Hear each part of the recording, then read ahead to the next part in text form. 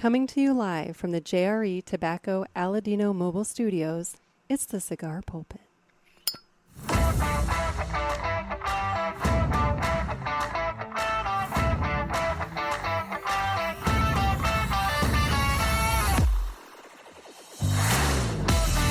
Hello, everybody, and welcome to another sermon from the Cigar Pulpit. I'm the Bishop of the Burn, Nick, and today we are answering your questions, calls, concerns, listening to your opinions. Yes, it's time for another Ask the Pulpit episode. I got some calls lined up. You guys got me a few. I appreciate that.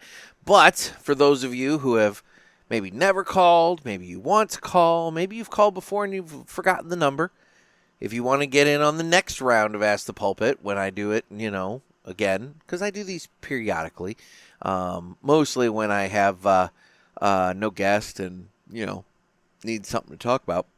But you can give me a call on the hotline. Area code 863-874-0000. Now, today, I got to get a cigar going first. Today, because I'm going to be answering your calls, I figured, you know what? I'd go ahead and go with a cigar called the Wise Man. Yes, we have the Wise Man Maduro from Foundation Cigars. This is a 6x52 Toro featuring a San Andreas wrapper, Nicaraguan binder, Nicaraguan tobacco from Esteli and Jalapa, and filler also from Nicaragua from Esteli, Condega, and Jalapa. So we have a big old Nicaraguan, fest with some San Andreas wrapper going on. And it's time to cut the cigar. And the official cutting is brought to you by 2guyscigars.com. That's the number 2guyscigars.com. Two Guys have been around for 40 years, and they are the trusted name in the cigar industry. Everybody knows Two Guys, but if you don't, please give them a try. You won't be sorry. Family owned and operated, 2guyscigars.com does the very best to provide a great selection, fair prices, and excellent customer service. So head on over to 2guyscigars.com for your next cigar purchase. Tell them that the Cigar Pulpit sent you. And remember, that's the number 2guyscigars.com. And with that, it's time to go ahead and cut the cigar.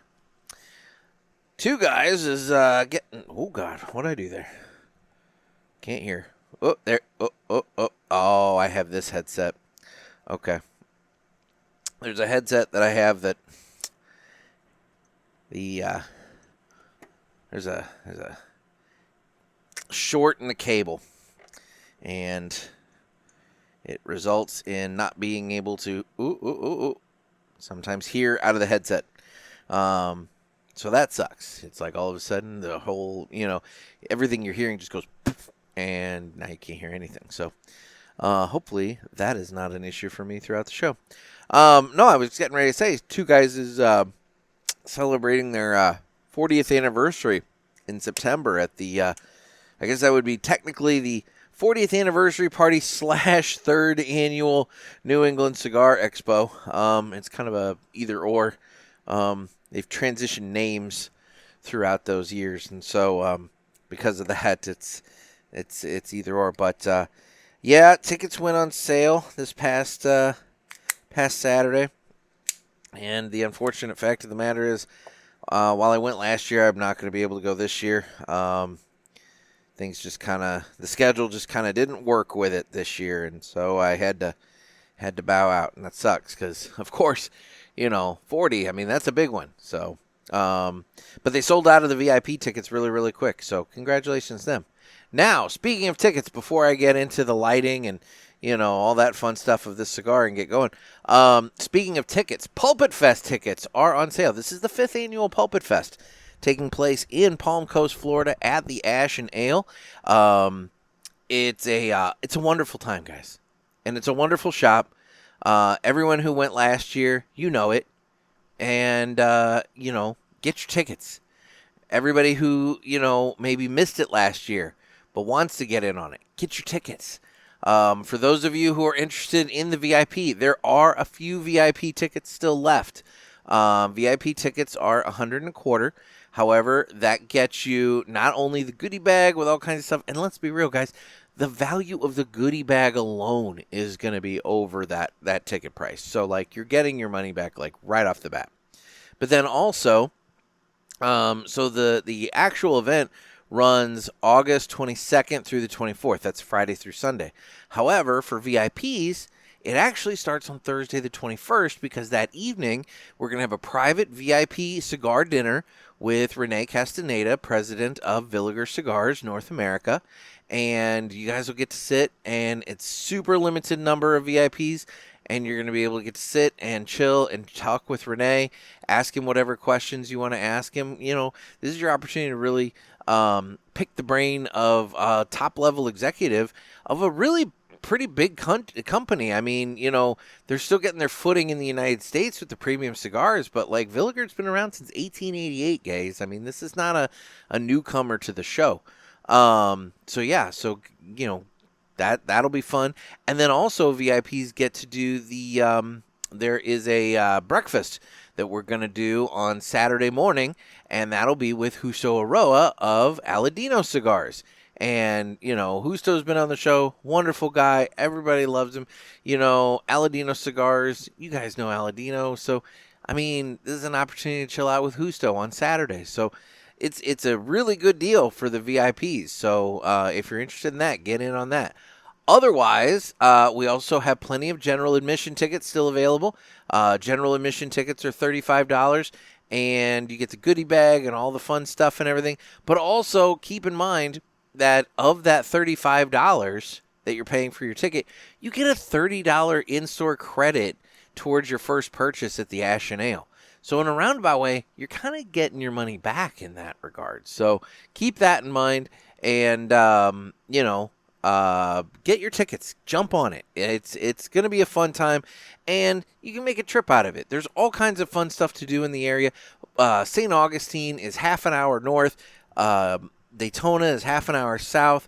You know, Orlando is an hour and a half away.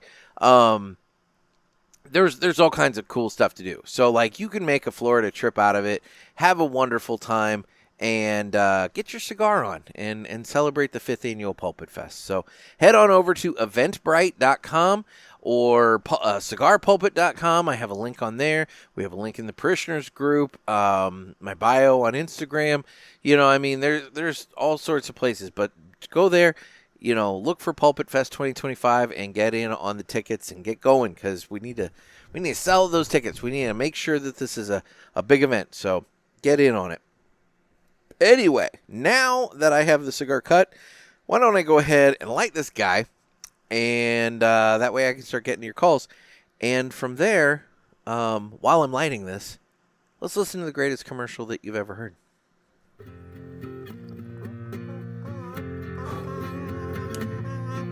Some say cigars are all the same. It's just not true. It's you I have to blame. Well, I don't know, 'cause what I know, there is a cigar called Aladino Corojo. Aladino Corojo. Aladino Corojo. They say authentic, so we're not confused, while the others say it's a word that's just abused. I guess that's so, they can't compete. At least I'm sure Aladino can't be beat. Corojo. Aladino Corojo. Aladino Corojo. Aladino Cigars uses authentic Corojo tobacco from JRE Tobacco. This is the greatest commercial you ever heard. Yeah. All right. And now that we have the lighting out of the way, let's go ahead and start the show. Shall we play a game? You talking to me? I have a question for you. You gotta ask me nicely. Ask me about my wiener. You got a question? You ask the 8-ball. Come on, sucker. Let's get it on.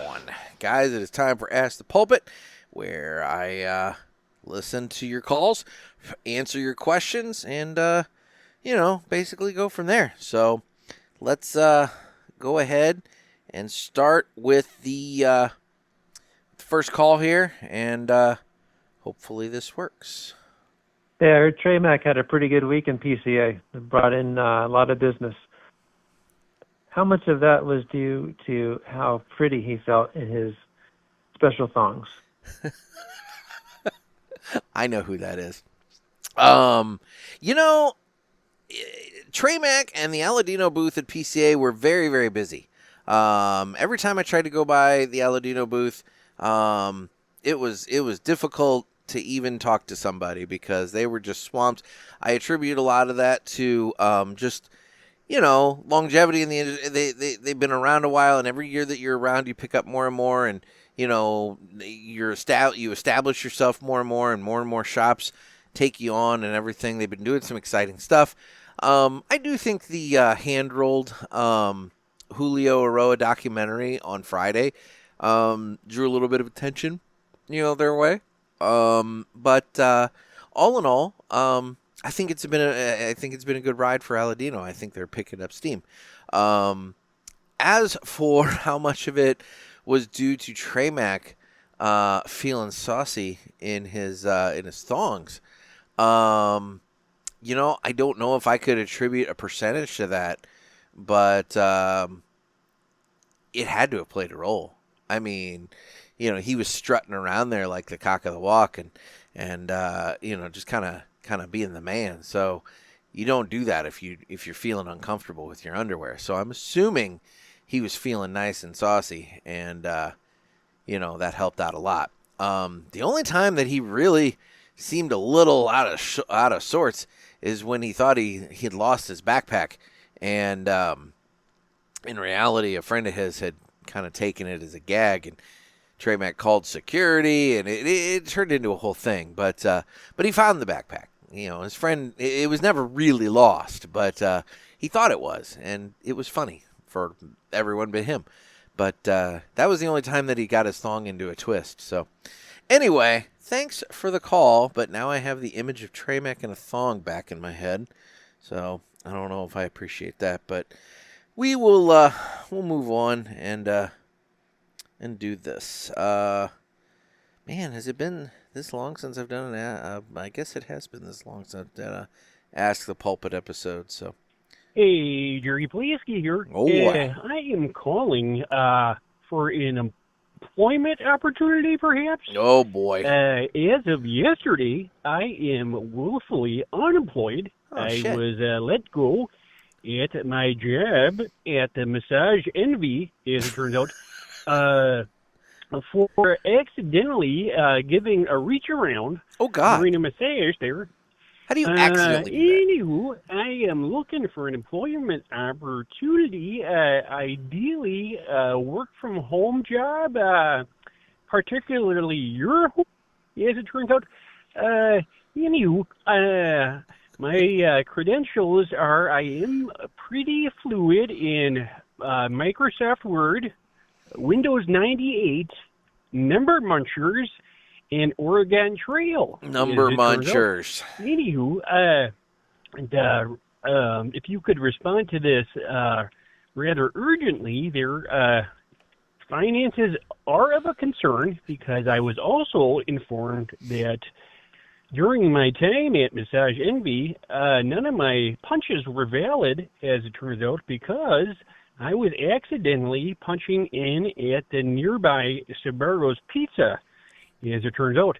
Anywho, if you need my resume, please contact my court-appointed guardian, John Quimby, for my full resume, or my previous employer, Jeffrey Egbert, at the Massage Envy. You son of a bitch. Basically, I am willing to start as soon as possible. My bugaboos are plastic silverware and Pacific Islanders, as it turns out. Oh, my God. Anywho, get back to old Joey Pulaski. Jerry, I don't currently have any employment opportunities for you. Maybe somebody out in Pulpit Land has a job that's open and available for Jerry Pulaski. I don't know if he can go out of his area, given the fact that he has a court-appointed guardian. That seems like he'd have to stay in his little area. Realistically, how do you accidentally give somebody a reach around at the Massage Envy? I feel like that's something that is intentional. I don't understand how that accidentally happens, but I don't know if I necessarily want to know the answer to that question either. I feel like that's a loaded question that results in even more questions. And I just, I don't know if I want to do that. So anyway, let's, man, this is going quicker than I thought. Let's move on to the next call here.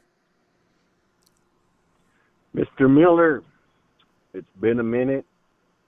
This is Barbells and Beers from What the is IG. up, dude? Just wanted to say kudos to you and the boys at the PCA crew. I'm about halfway through part 1, and I wanted to ask you some questions. Okay. What was your favorite restaurant to eat at while in New Orleans? You may have addressed this later in that episode or part 2, but if you don't mind, let the listeners know, along with your last meal on death row for we don't want to say the crime you committed, and who has been the inspirations in your life. So that's it, my friend. Just wanted to say good job to you and the crew. Long time listener. You continue to do well. Keep it up. Appreciate all your work and have a good day. Bye. Dude, it's nice to hear from you. It has been a minute, so it's good to hear from you, buddy. Oh my gosh, of course you had to throw those questions back at me. So I'll start with my favorite restaurant that I visited while I was down there. So I would say of the restaurants that we visited while we were down there, there was a steak place that we went on the last night that we were there, and boy, as I sit here now, I am drawing a blank as to what it is called. Hang on, I am checking oh my God, where is it? I know I have. No, I don't. Where in the hell? Somewhere I have an email where I was given a whole bunch of restaurant suggestions for down. Oh, there it is. La Boca Steakhouse. It was right next door to our place, and I had a wonderful meal there. I had a filet. Sean, he went with this steak that he was told was like their specialty, where they encrust the outside of the steak and then they do it well done in order to get like a really charred crust on the outside of the steak and all that. I tried a piece, and it was not something that I would recommend. The gentleman that told us about it, I actually heard about this place from a couple of different people, but one gentleman that we met on the show floor at PCA told us that it was his favorite steak place in New Orleans, and he's the one who recommended this encrusted steak, and Sean took him up on the recommendation, and I, based just entirely on the well done, I would not have, and that was the right call. It was well done, and that piece of meat, in my opinion, was ruined. However, my filet was amazing. The rest of the food there was amazing. They do like a little chef's tasting menu where you get to try all kinds of different stuff, and that was the way to go. We did that. Yeah, everybody at the table has to do that. One person can't do that by themselves. Everybody has to do it, and it was worth it. It was well worth it. You got to try all the appetizers, the salad, all the sides. You know, it was good. The dessert, it was worth it. So, I would say La Boca. In terms of what my last meal would be, you know, I've reflected back on some of the interviews, and I'm not saying this to be critical of anybody because obviously it's a very personal decision. But when somebody just says steak, I mean, yeah, but to be honest, that's kind of boring. That's a boring answer. I liked it better when somebody came along with something truly unique and interesting that they brought to the table. And so I would want something unique, something different, something that I can only get in certain places. And I'm trying to think of what that would be. You know, it's funny. Ed Sullivan actually sent me an email. He had asked Tony V this question about, you know, your death row meal, or maybe it came up in Dave's office or something like that.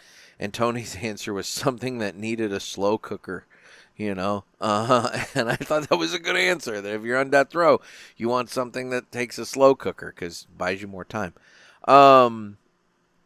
But you know, I think I would have to start with a just ridiculously decadent or generous, I should say, not decadent. Decadent goes more for dessert. Lasagna. I love a good lasagna. Just all the cheeses and sauces and meat and noodles, and just make that thing like super thick, and really get a nice crust going to the top layer of cheese on the top. So, you know, and I want a corner piece, so I get that like that noodle that was like kind of like that got a little crispy on the edge, but then it's soft in the inside. Oh, that's the piece, you know. So yeah, I think some lasagna. You know, everybody has their parents, their whatever, that do certain specific things. My mom does these green beans, and they're very simple. Just a little oil and whatever else. Does them in a pan on the stove, and I could eat my weight in those green beans. So I would want a ton of these green beans that my mom makes. I would also tack on another side of pasta to my lasagna. I would have my lasagna as the main course, but I would want some of the really thin kind of angel hair spaghetti with a very light tomato sauce going on there. And I know some people are going to argue this and say, oh, that's the way. Some people are going to say, oh my God, that's sacrilege. I like a little bit of sugar in my spaghetti sauce. Make it just a little sweet. Then from there, I would want a nice, you know, crusty Italian bread. You got to have the nice bread to take to the plate and wipe all that extra sauce off the plate and get that going.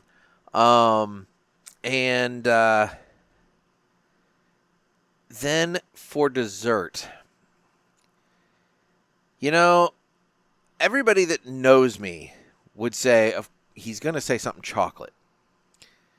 But I think I'm going to throw everybody off for a moment. And I'm going to say that if it were my death row meal and it's dessert time, I don't know if I would want to go super heavy with chocolate. But I haven't had them in a very long time. But my stepmom used to make these lemon bars, And I've come to, as I've gotten older, really appreciate like a nice lemon dessert. And so I would say the lemon bars. I would say the lemon squares. I would think that would be really good. Along with that, I'm not much of a drinker. I would say just keep the iced tea, coming my way. At the end, a nice, maybe a nice cup of coffee to go with the lemon squares.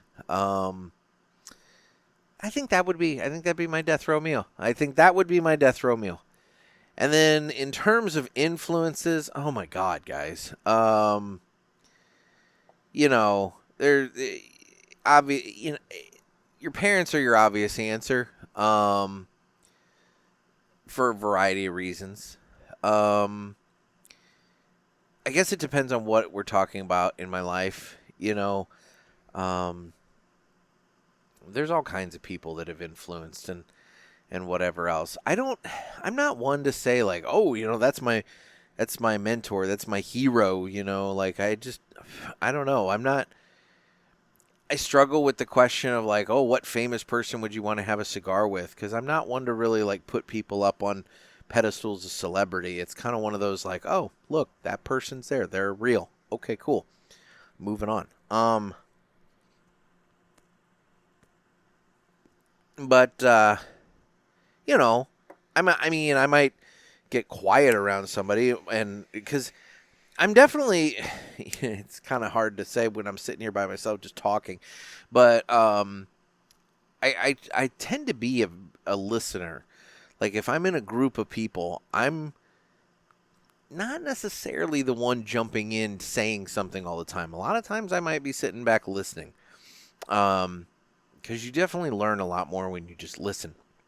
But anyway, in terms of an influence, yeah, I can't put my finger on a specific one. Like I said, you've got, I would feel like everybody's influenced by their parents. Some might say that that's for good or for bad.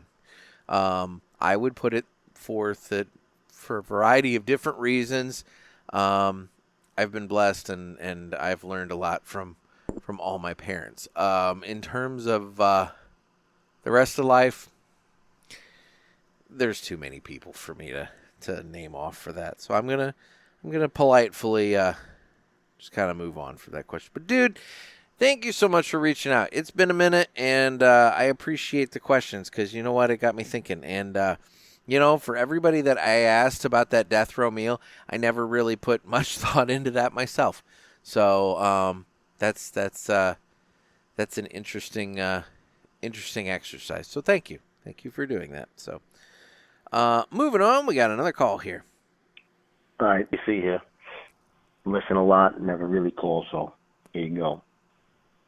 First, I'd like to know the humidity situation, what you keep your cigars at, how you keep them, etc.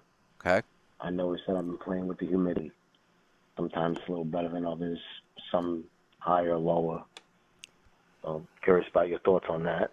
And two, I noticed you don't really smoke a lot of Fuente on the show. You ever consider doing that?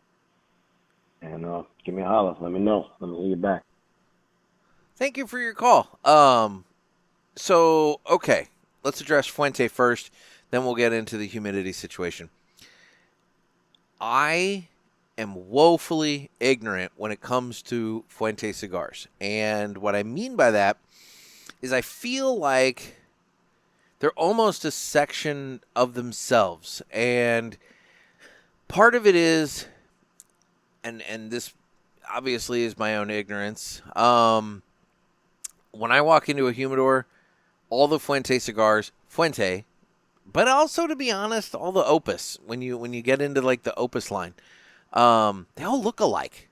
Their branding, their marketing, everything about them, they look alike. And it's very difficult for me to tell, like, oh, this is a blah, blah, blah from a this or that or whatever. Like, a lot of these cigars, from other brands, you can take a look and you can say, okay, that's the Maduro, and maybe they have, but I don't know. I struggle with trying to figure out what goes together with Fuente, what lines, there are, what wrappers, what blends, that kind of thing. So I need to drill down and look at their catalog and really kind of like get a better picture of their stuff. Additionally, it's not that I don't smoke Fuente. It's just that, on the show I really haven't. Mostly due to the fact that, again, I struggle with figuring out what's what. But excuse me, had a little cough there. But also, in some cases, it's just a little light for my palate, and I want to find ones that hit well and that I enjoy. I try not to. Believe it or not, there is some screening process that goes through with this. I don't want to bring a cigar on the show where I don't really have anything good to say about it because, quite frankly, that doesn't serve you guys, the listener. It doesn't serve the brand, and it doesn't serve me well. I don't want to be that guy that's putting negativity out. And it's not that I'm saying, and I'm not saying that I don't like Fuente. What I'm saying is, when I have one that I do find that I enjoy, again, finding it later proves difficult because I walk in the humidor and I look at the selection and I'm like, which one was it again? And so that's a bit of an issue. So I guess what I really am saying is I need to find somebody that can really give me a big time education as to what it, the Fuente line, and drill down and figure out like, okay, how can I identify what Fuente is which and this and that and whatever. And with Opus, it's a whole different, it's a similar problem, but it's a whole different thing. So anyway, so there's that. It's kind of a rambly answer. I don't know if that made sense or not, but as for humidor, humidity. So living in the St. Louis area, we get really dry winters, really humid summers. And then it fluctuates in the spring and the fall. Right now, I can give you a real quick, as I record this, weather update. Right now, the current humidity, as I sit here and record, the outside air humidity is 68%. So, to be honest, I keep my humidors lower than 70. Everybody's all like, oh, 70. 70's too high for me. I try to keep mine lower. I try to aim for the 65 kind of area. I go for like that 64 to 66 kind of window, somewhere in there. I feel like that's a good spot for my cigars. I have a Cigar Oasis. It's set to 64. That's in the one fridge humidor that I've got. I've got tabletop humidor, like bigger humidors. I've got Tupper doors. Those I have Boveda packs in. Right now, they are currently still with the 62%. No, I'm sorry. They're still with the 69% packs from the winter. But once it gets warmer and more consistently humid outside for the summer, I'm going to pull those back and I'm going to go to 62% humidity packs in that stuff because there's going to be some ambient, humidity in the air that'll impact the cigars as well. So, I just try that's the sweet spot I tend to keep my stuff at. I know some people go for the 70. Hell, some people go even more. I don't know why you would want to do it. But the other thing I would say is don't stress about it. This Wise Man that I'm smoking right now has been sitting in you guys are going to shit. This has been sitting in a plastic, to-go bag from, a convenience store. So like just a plastic sack that you get stuff in a convenience store in. This has been in a plastic bag with about a dozen other cigars since PCA. I got this at PCA. I got back on the 15th of April, and this has been sitting on my kitchen counter since April 15th in a plastic to-go bag from like a convenience store. And I picked up the bag today in the process of looking for something to smoke, and I came across this. It's smoking fine. It's smoking just fine. Part of it is because it is 68% humidity out in the environment, in the air. So your environment plays a role. But that's the thing. I think we stress about humidity way too much. Unless you're living in a desert where the air is dry and arid all the time, or you're living someplace where it's extraordinarily cold and the air is super dry, the ambient humidity in the air is going to help you out. You're going to get some assist just from Mother Nature. So I don't think you need to stress too much about it. But yeah, that's where I keep my humidity at, is somewhere in between 64 and 66. I do my best to try that, and it works fine for me. I get the result that I want. So anyway, moving on, we got a couple calls from one last caller here, and then we'll see what other kind of trouble we can get into. Hey, what's up, Nick? This is Dakota. What's up, Dakota? My voice is kind of leaving me at the moment. I just spent 4 hours, yelling over a whole bunch of kids and other people for career day at one of the schools. Great time. I know it sounds terrible, but my voice is gone. I don't think you should be yelling at career day. Anyway, so I haven't listened to it yet, but I saw that you have just released this Don't Be Afraid of the Damaged cigar with Mike Brinker. Mm-hmm. And it immediately made me think of one of my proudest moments in making a broken cigar work. I actually think I posted it on the parishioners group, but it was Romeo and Julieta Reserva, the Twisted. Yeah. Either way, there was a crack that was about 2/3 of the way from the foot of the cigar. Gross. 2/3 of the way to the cap. And I smoked it. Of course, it split like wider, but it never split further because of how I doctored it. Very proud of it. But yeah, can't wait to listen to that. Well, good. Also, I got my PulpitFest ticket. I'm sure you're getting a whole bunch of PulpitFest calls. I'm going to try to make this thing happen. Yeah, can't wait to meet some folks, man. That's going to be great. Plus, I'm going to need a freaking vacation by the time I get to August. Anyway, I'm sure I'll think of some random stuff I can call back on, give you some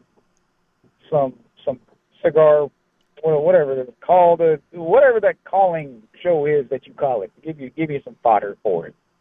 Anyway, y'all, peace out. I appreciate it as always, dude. And yeah, my phone won't hang up. My phone's broke. Oh, okay. No, okay. No, I appreciate it as always. But yeah, damaged cigars, like we talked about in the show, if you can find a way to get through them, it's a good way to save some cash. You can bring a damaged cigar up to the register and just be like, hey, can I get this for half off? It's damaged, whatever. I mean, look, they may tell you no, and they may take it for themselves so that they can smoke it later or do something with it. I don't know. I mean, whatever. But the bottom line is it gets it out of the general pop for the rest of the customers. And look, either you get a discount or you point out damaged product to them, and it's no big thing. Either which way, everybody wins. And if you do get a damaged cigar, look, there's only so many things that you can. I mean, you can fix some things. Some things it might be a little too damaged to be repaired. Like I had one that came back from TPE, and boy, it was unfortunate. But the way it packed and everything like that. That Toro was at a nice angle. Like it bent in the middle, and it didn't crack. But if I would have tried to smoke it, it would have shattered pretty good. But it was bent pretty hard. I don't know how that would have smoked, but I didn't try. But my point is that if the cap has a little bit of a crack, you can deal with that. If the foot has a crack, you can definitely deal with that. And if there's a crack on the side, it's unfortunate, but you can figure that out too. It could be done. It can be fixed, and you can potentially save some money. One other thing to point out with that, they do sell pectin, cigar glue. It's just a natural vegetable glue, and you can actually, like, if let's say you have a wrapper like starting to pop up, you can go in and paint that on and kind of put the wrapper back in place, and it'll glue it back in, and theoretically it'll smoke through that. It's a lot of work. It's more work than I'm willing to do. So it's an option, though, if you care a ton. In terms of PulpitFest, yeah, again, get your tickets, guys. You can go over to Eventbrite. You can join all of us and have fun. It'll be a good time. It'll be a wonderful time. So looks like Dakota called back with another call, so let's listen to that now. Maybe. No. What are we doing? Okay. It's apparently attempting to call. Nick, what's up, dude? This is Dakota. So I already tried. Oh, my dog's barking at me. I'll stop it. I already called, and I spent 3 minutes talking about nothing. So here's the deal. There is a cigar, well, it's not a cigar, it's a tobacco shop that opened up where I'm at. I actually spoke to the owner, and the owner was showing me that he owns another place on this road called Winchester here that has this really sizable walk-in thing. Well, currently, at his new store, he only has 4 cabinets, and he's talking about building a walk-in. But the cool thing is he has this whiteboard next to his 4 cabinets, and he told me as I was talking to him, he said, hey, if you have any suggestions for cigars, put them on here. Oh. I've already suggested a few of them, like the McAuliffe Color series for some nice budget cigars. He's already got Perdomo Champagne. He's already got some, come on, dude, some Padrones. But he's, this sells cigarettes. So I know there's some cigar companies that won't sell cigars to, basically tobacco general stores. So with the knowledge that you have, what cigars do you think I should put on here? I'm very curious. Also, parishioners that are listening, once you hear this, go on the parishioner Facebook group and give me some suggestions. But I'm very curious as to hearing what you got to say, man. All right, y'all. Peace out. Boy, that's a good question. I mean, I'd say you hit it with the McAuliffe Color series. I'd also consider the obvious of Aladino and Villiger and Blackbird. I would say that those are 3 obvious ones that I would recommend. I might be a little biased in that regard, but I'll say it.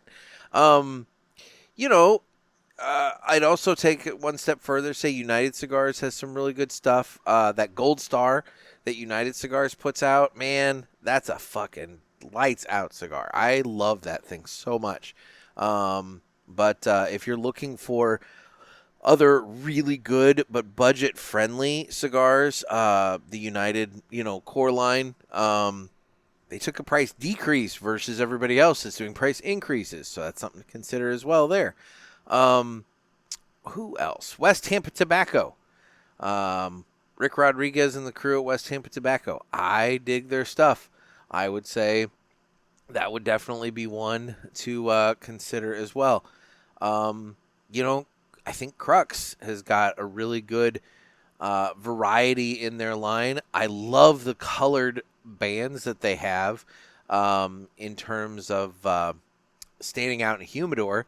So, they're another one very similar to Blackbird that they have very colorful packaging to where they pop and present themselves well in that sea of brown.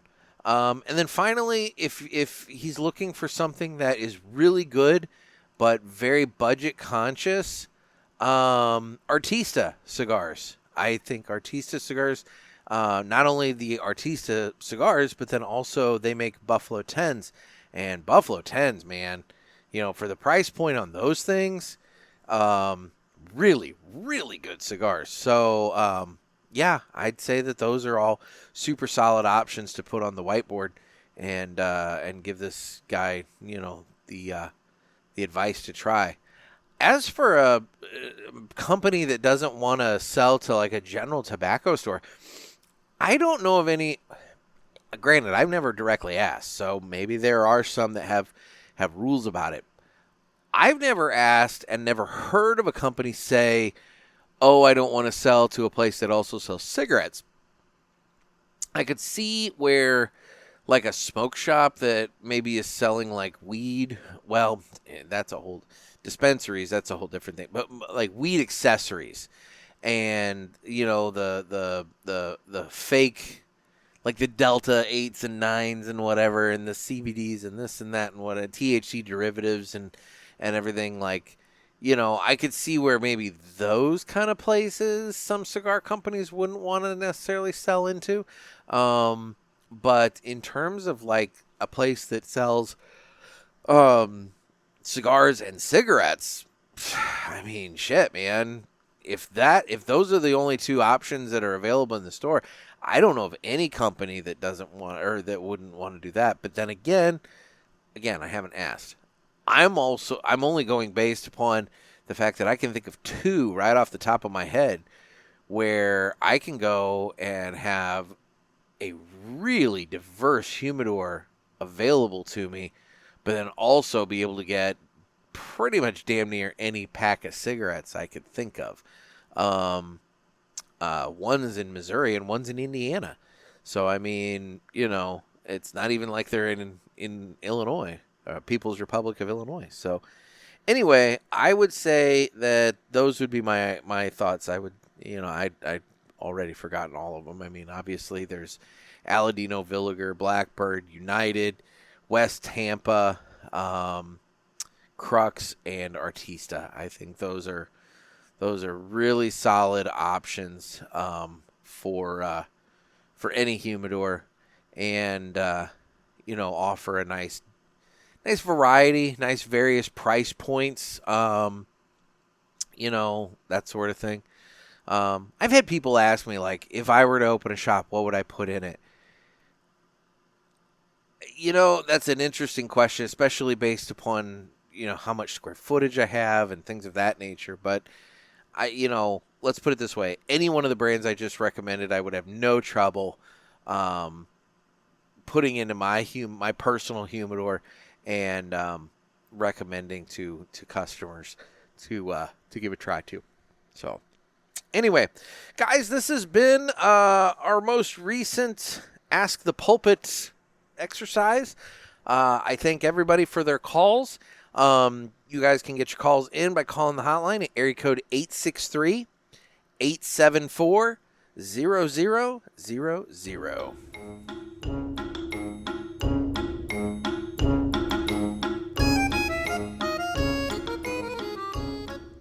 All right. Well, now let's go ahead and do this. It's time for the Villiger Cigars Entertainment Report, brought to you by Villiger. Villiger Cigars, one of the leading cigar and cigarello manufacturers in the world, founded in 1888 and still family-owned and operated. Head over to VilligerCigars.com and check the store locator to find a shop near you that carries them. We guarantee that Villiger Cigars will be a wonderful addition to your humidor and cigar rotation. I wish I had an old one of these to smoke in conjunction with this so that I can compare. So Foundation, not too terribly long ago, moved where they produce the Wise Man. It used to be called the El Wawense, I think. And I hope I'm pronouncing that correctly. El Wawense. And they changed it to just the Wise Man. And which is good. It's a lot easier to say. But now it's produced at my father, whereas I believe it was Aganorsa before. Sorry.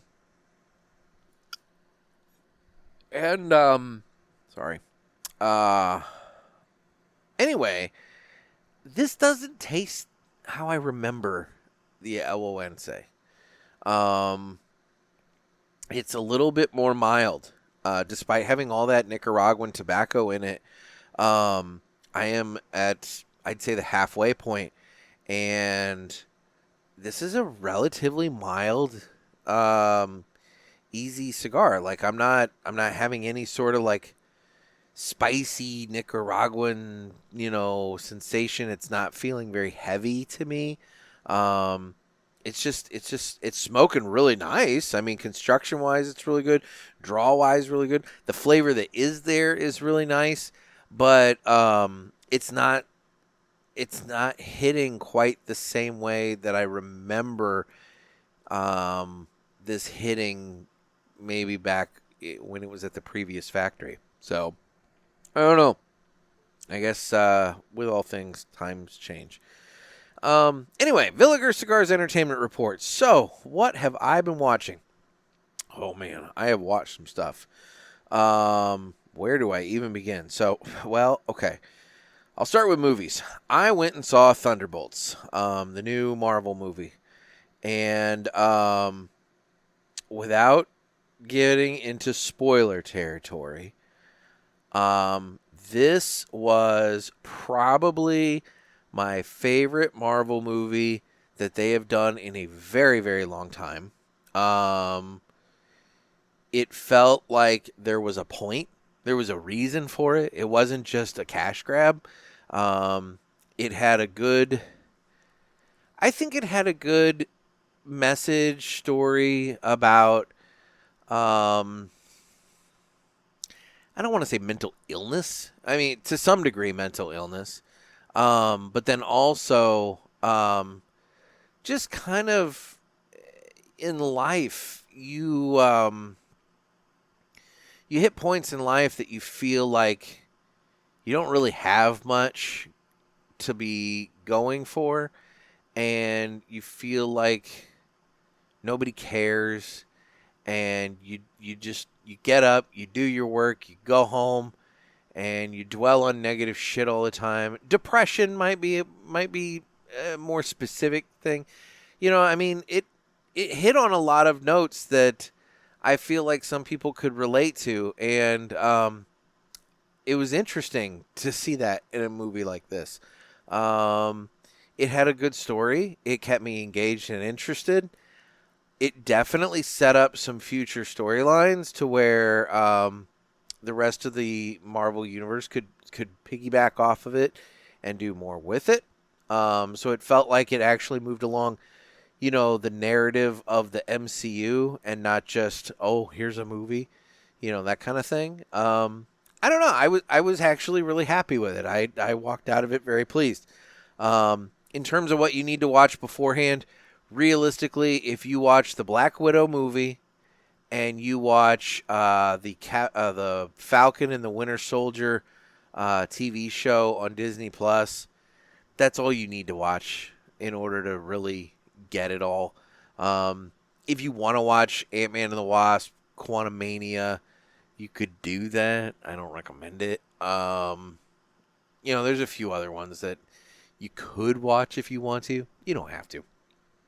But it was good. I liked it. I thought Thunderbolts was really good. State of the End definitely sets up some really cool stuff that I think is coming later this summer. I'm excited for that. I completed the first season of Welcome to Wrexham. I'm a little behind on that, obviously. There's 3 seasons out, so I'm playing catch up on that show. Admittedly, I started that kind of because I'm still like, I want more Ted Lasso. Like, I watched 3 seasons of Ted Lasso, and I'm just like, I love Ted Lasso so much, and I wanted more Ted Lasso. And so I figured, I'll give Wrexham a try just to see, get more soccer in my life. And, it was entertaining. I think I definitely like Ted Lasso more, but it's a totally different type of show. This is more of an actual documentary about real life stuff. Ryan Reynolds. Let's talk about Ryan Reynolds for a moment.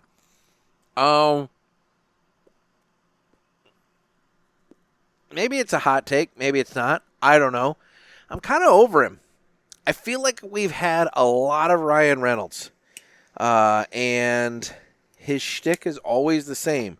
The, like, snarky, funny, oh my God, look at me, I'm so handsome, I'm involved in fucking everything kind of guy. And I'm a little over Ryan Reynolds. So if there's one thing I would say about Welcome to Wrexham, it's like, I'm a little over Ryan Reynolds. So maybe I shouldn't be watching a show that's, co-stars, Ryan Reynolds, but I still enjoyed it. I watched the series finale of the Righteous Gemstones. Man, didn't see how that episode went. I thought it ended well. I really, really, really want a spin-off of one specific character. I'm trying to be very non-spoilery because, like, this episode literally just dropped 48 hours ago from when you guys listened to this podcast versus when the episode came out. So I'm trying to not be super spoilery. But, yeah, it was really good. I enjoyed it. I will say, having watched the whole 4th season, in my opinion, it is the weakest season of the Gemstones. I do not feel like they ended the show on the highest note, and that's kind of sad. I feel like season 3 was more engaging and entertaining than season 4 was, but whatever. I mean, maybe that's why they chose to end it. Maybe they just didn't have enough to say. But it was good. I thought it ended well, and overall, I think Righteous Gemstones is one of those shows that HBO ought to be proud of. It was a very entertaining and good show. I'd rank it up there, not at Sopranos level, but below Sopranos level. I mean, it's I'd put it up there with Succession and Boardwalk Empire and those shows. I mean, good quality shows. So anyway, that would be my Villiger Cigars Entertainment Report. So let's do this now. It's time to fly high with Blackbird Cigars. Blackbird Cigars offers you remarkable quality using the most delicate and finest tobacco to always ensure that you're receiving unsurpassed cigars. Blackbird Cigars strives to give you undoubted repeating flavor for every cigar you smoke and impressive quality so that you can always expect greatness. Check out their website for a full list of stores carrying Blackbird Cigars and give them a test flight. Blackbird Cigars, can't clip our wings. Alrighty then. So, today we're going to talk about Wilma Rudolph. Wilma Rudolph was born prematurely in 1940 in Tennessee, the 20th of 22 children in a poor African-American family. At age 4, just dropped my cutter there. At age 4, she contracted polio, which left her with a twisted leg and foot. Doctors told her that she would never walk again without braces. For years, her mother took her to a hospital 50 miles away each week for therapy. Wilma worked tirelessly, determined to walk on her own. And by age 12, she was out of the brace, and by high school, she had joined the track team. Her talent was undeniable. She eventually earned a spot in the United States Olympics team, and in the 1960 Rome Olympics became the first American woman to win 3 gold medals in a single Olympics. Wilma Rudolph overcame poverty, racism, disability, and gender barriers to become a global icon of perseverance and triumph. So be like Wilma Rudolph and Blackbird Cigars, and don't let anybody clip your wings. I mean, I couldn't do I didn't have polio. And even if I wasn't, not a portly man of size, I still wouldn't have been able to get to the point of being a Olympic track runner. So, good for Wilma Rudolph. So, anyway. Guess what, motherfucker? It's time for 3 cigars we smoked and enjoyed this week. And I'm bringing up my list here. I'll be honest, guys. I have smoked plenty. But it has kind of been a period of time where I'm smoking like my normal go-tos. I'm hitting the go-tos right now. It's been kind of a busy week getting the paper done and a few other things, and so it's been an interesting week. Let's put it that way. So I would say that the first cigar I want to take note of for what the hell was that going by? Something really loud going by. 3 cigars we smoked and enjoyed this week was the La Flor Dominicana Double Lajero Lancero that I had on the show with Mike Brinker. I don't smoke LFD super regularly, mostly just due to availability in my area. But, man, that thing smoked really nice. And it was nice to have one where it had some strength and some power, but it wasn't an LFD that slit your throat. And so I thought that was a nice kind of change of pace there. I thought that was good.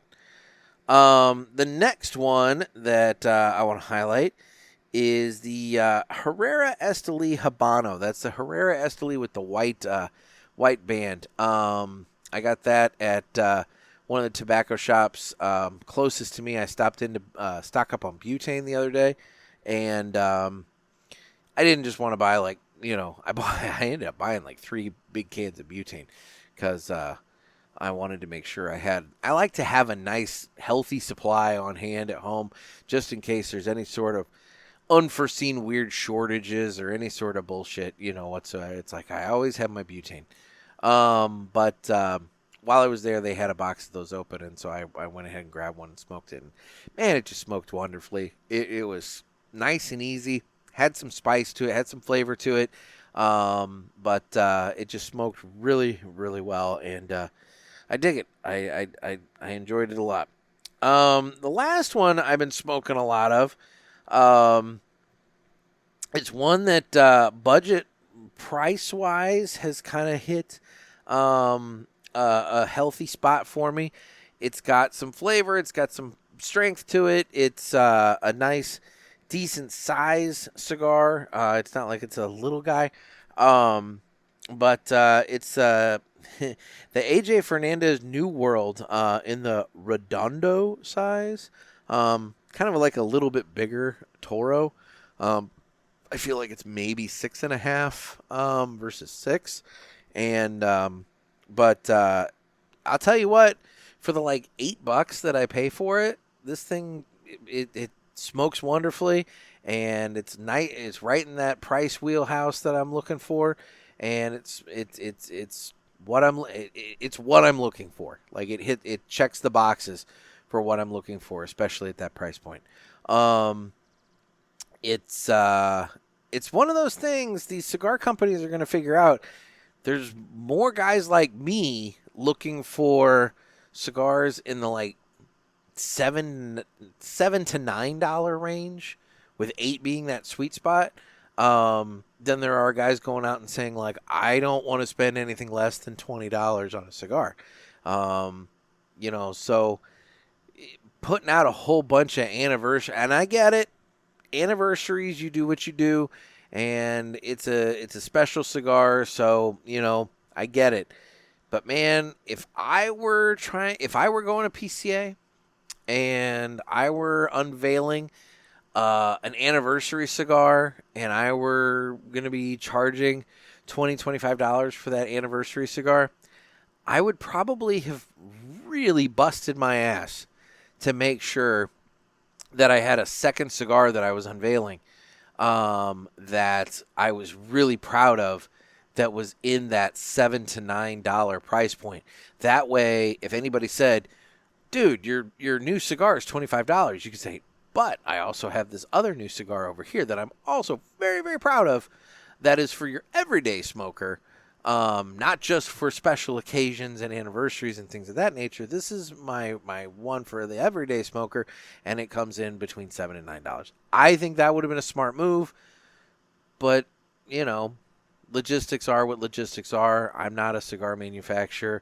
I'm sure there's a lot that goes into it, but, I'm just expressing my 2 cents. So that's that. Alrighty. Well, In terms of the socials, I am available on Instagram at the Cigar Pulpit. I'm on Facebook, where we have the Pulpit Parishioners group. I'm on Twitter/X, where I don't really do much of anything. You can watch us on Rumble and YouTube, and if you use Spotify, we have Spotify video as well.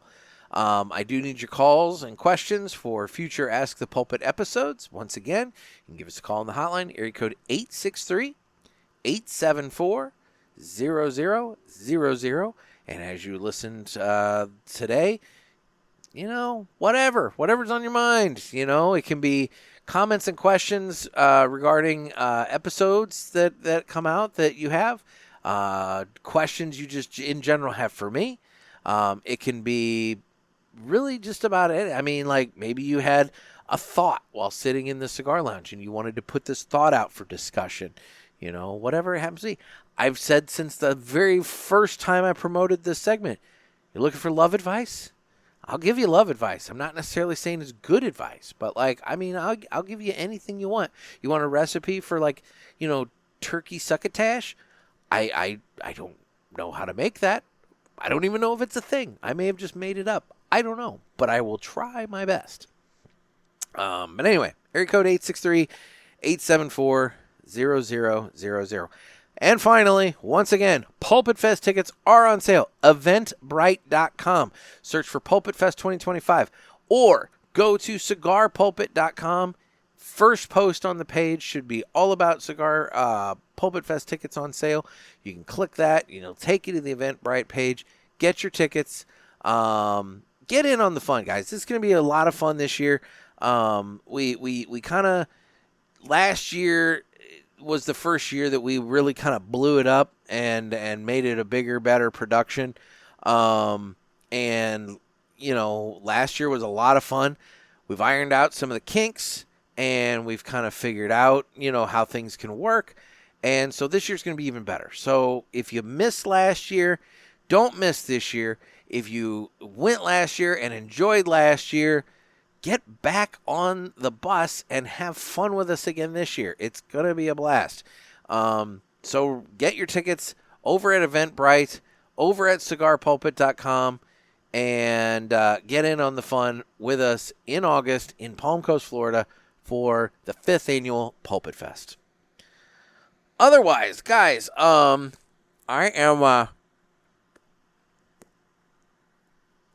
need to give this guy a little bit of heat. He's wanting to go out on me. But I've enjoyed this Wise Man, but I will say it's ringing in my head that it's different than it used to be. And I don't know if that's just because I know that it's made somewhere different. I don't know. It would be nice to get a hold of an old one so that I can properly smoke them side by side and compare. But I do feel like this is not the same as that. And I think I liked the old one a little better. At least in my mind, I'm telling myself that. This one's good. Don't get me wrong. If you've never had one before, you're going to dig this. But I feel like the other one was different. I don't know. Again, maybe I'm just making shit up. Anyway, guys, this has been another sermon from the Cigar Pulpit. I'm Nick. Everybody, stay safe and stay smoky.